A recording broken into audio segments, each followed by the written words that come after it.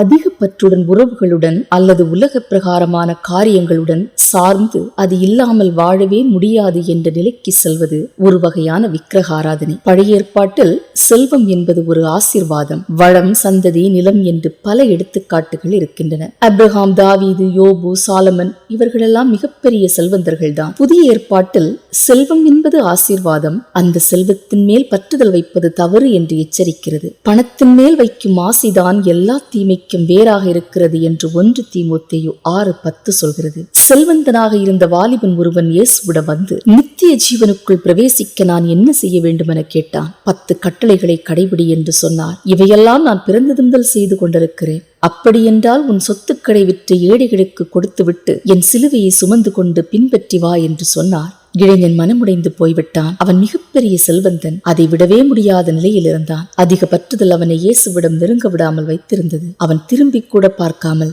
நித்திய ஜீவனையெல்லாம் மறந்துவிட்டு சென்று விட்டான். ஒரு செல்வந்தன் பரலோக ராஜ்யத்தில் நுழைவது என்பது ஊசியின் காதில் ஒட்டகம் நுழைவதற்கு சமம் என்று மத்தேயு 19:24 சொல்கிறது. பெரிய ஒட்டகம் சிறிய ஊசியின் காது வழியாக செல்வது சாத்தியமே இல்லை. அதுபோல செல்வந்தன் பரலோக ராஜ்யத்தில் செல்வது கடினம் என்று சொல்கிறார். இயேசு செல்வத்தை வெறுக்கவில்லை, செல்வத்தின் மீது இருக்கும் பற்றை வெறுக்கிறார். நாம் பணத்துக்கு அடிமையாகிவிடக் கூடாது. பணம் நமக்கு அடிமையாக இருக்க வேண்டும். தேவன் அப்ரஹாமின் ஒரே மகனான ஈசாக்கை பலியாக கொடுக்க கேட்டார். யோபுவின் செல்வத்தை எடுக்க சாத்தானுக்கு அனுமதி கொடுத்தார். இவை இரண்டும் விசுவாசத்தின் சோதனை. இயேசு சீடர்களுடன் படகில் சென்று கொண்டிருந்த போது அயர்ந்து உறங்கிக் கொண்டிருந்தார். பலத்த புயல் காற்று வீசியது. இயேசு அமைதியாக படுத்து உறங்கிக் கொண்டிருந்தார். இயேசு சீடர்களின் விசுவாசத்தை சோதித்து பார்த்தார். அதிக மதிப்பு கொடுக்கும் விஷயத்தின் மீது பற்றுதல் இருக்கும். நம் இருதயம் அதன் மீது இருக்கும். மனிதர்கள், உலக விஷயங்கள், செல்வம் என்று எதை வேண்டுமானாலும் எடுத்துக்காட்டாக சொல்லலாம். உன் இருதயம் எங்கே இருக்கிறதோ அங்கே உன் பொக்கிஷம் இருக்கிறது என்று மத்தேயு 6:21 சொல்கிறது. முதலாவது தேவனையும் அவருடைய நீதியையும் தேடுங்கள், அப்பொழுது இவையெல்லாம் உங்களுக்கு கூட கொடுக்கப்படும் என்று மத்தேயு 6:33 சொல்கிறது. முதலில் தேவனுக்கு முன்னுரிமை கொடுங்கள். உங்கள் வாழ்க்கையில் தேவனுக்கு முதலிடம் இல்லை என்றால் எல்லாம் வீண் என்பதை இந்த வசனம் தெளிவுபடுத்துகிறது. நீ எவ்வளவு சம்பாதிக்கிறாய் என்று தான் எல்லோரும் கேட்கிறார்கள்.